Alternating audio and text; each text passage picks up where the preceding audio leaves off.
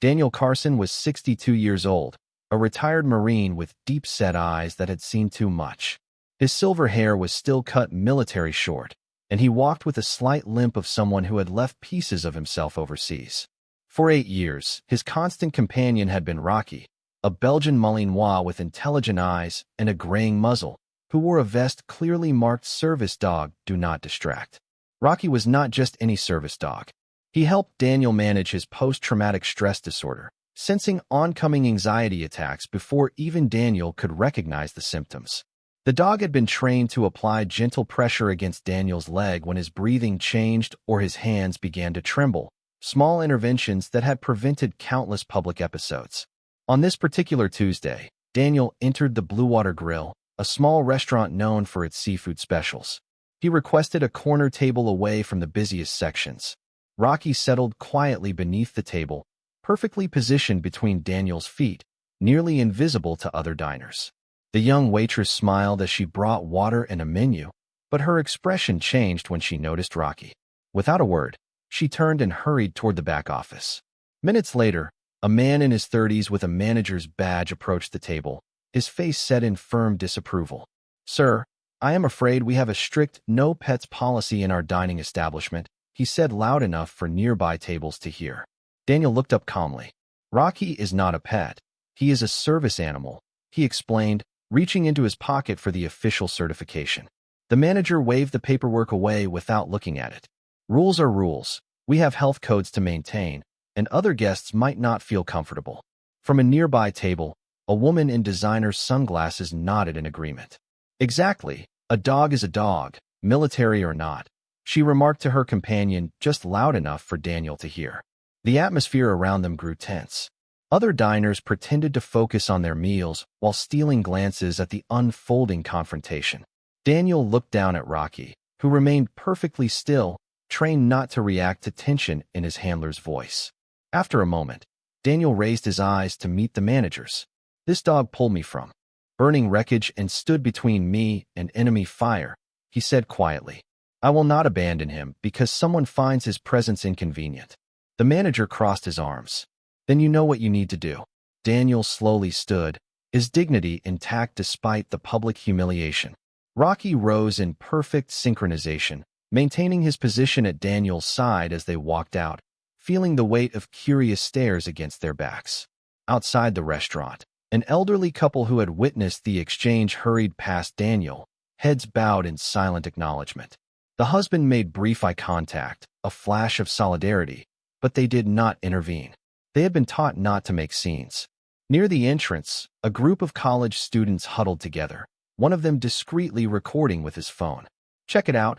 Old guy thinks his emotional support pet is special forces or something," one snickered. "Probably another post-traumatic stress disorder case imagining war stories," his friend laughed. "My cousin has an anxiety hamster. Maybe we should get it a little camo vest." Daniel heard the comments but kept walking, his jaw tightening. He had faced harsher critics in Afghanistan than smartphone warriors on a sidewalk. He made his way to a park bench across the street, settling down with a view of the restaurant. From his jacket pocket, he produced a wrapped sandwich he had bought earlier, tuna on whole wheat. With practiced movements, he broke it in half, offering a portion to Rocky. "Not what I promised you, buddy, but it will have to do," he murmured.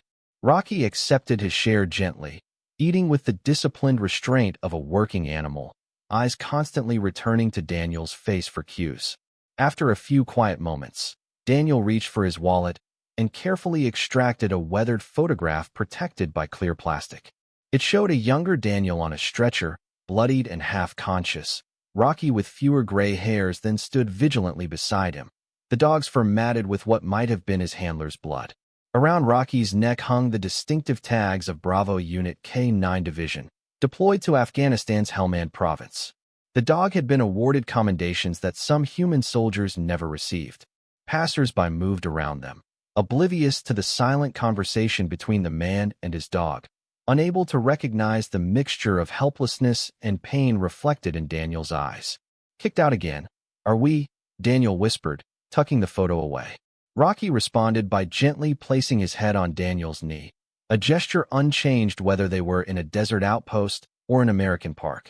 Loyalty did not recognize geography.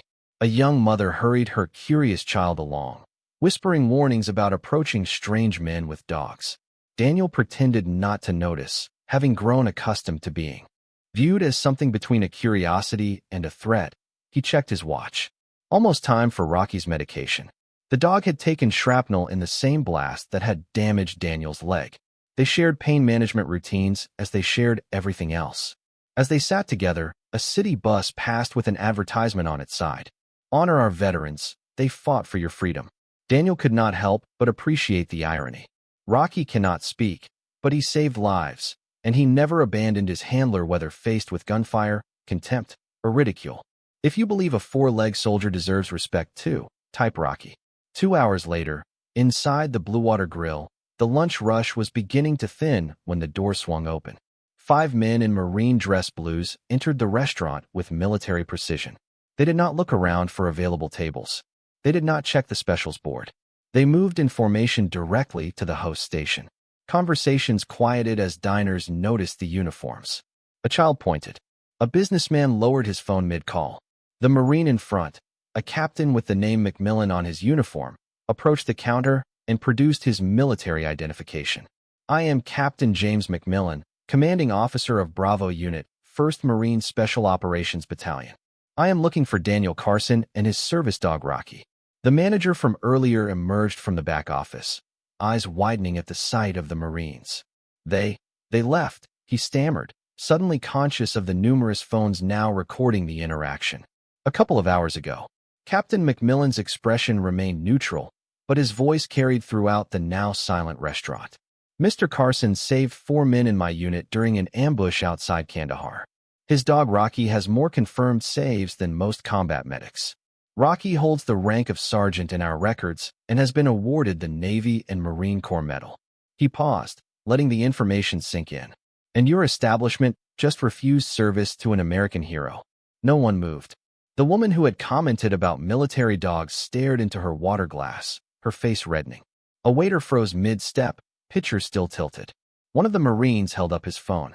We are issuing an internal notice about this incident to our veteran support network statewide, 15,000 members, just so they have all the facts about how veterans are treated here. The manager stepped forward, hands raised. There has been a misunderstanding. We had no idea. That is the problem, sir, Captain McMillan interrupted. You should not need to know someone's service record to treat them with basic dignity. The Marines did not raise their voices. They did not demand anything be done. Captain McMillan simply placed a framed photograph on the counter. Rocky in full tactical gear with his unit, the word brother inscribed at the bottom, before turning to leave.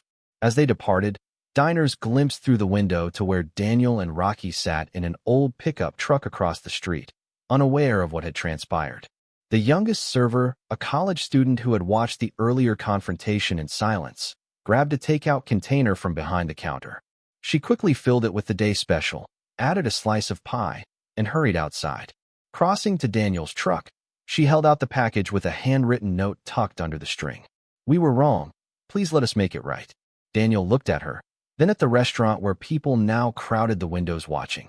After a moment's hesitation, he accepted the offering with a nod that contained neither forgiveness nor condemnation, just the acknowledgement that amends were being attempted. As the young server walked away, she heard him say to Rocky, "What do you think, buddy? Should we give them another chance?" The dog's tail wagged once, a soldier's measured response to a potential ceasefire. 1 week later, a new sign appeared in the Blue Water Grill's window. We proudly welcome all veterans and their service companions. Beneath it hung a framed photo of military working dogs throughout American conflicts, from World War II to Afghanistan. The local veterans organization held a small ceremony outside the restaurant, presenting Rocky with an honorary medal inscribed "Four-Legged Warrior" above and beyond. The dog sat at perfect attention throughout the proceedings, breaking position only when Daniel gave the release command. Children from a nearby elementary school had made cards thanking Daniel and Rocky for their service. One small boy approached cautiously, looking up at Daniel with wide eyes. Does he understand when people say thank you? The child asked, pointing to Rocky. Daniel knelt down despite his stiff leg. He does not need words, he explained. He just needs to be beside the people who remember what he has done. The resigned the day after the Marine's visit, leaving a handwritten letter for the owner. Thank you for teaching me what law books could not. Respect is not about following rules, but recognizing worth in others. The owner herself, the daughter of a Vietnam veteran, instituted mandatory training for all staff about service animals and the Americans with Disabilities Act. More importantly, she arranged for local veterans to share their stories during monthly community dinners. Daniel and Rocky became regular customers, always occupying the same corner table that now bore a small American flag and a plaque reading Daniel and Rocky Bravo Team, never forgotten.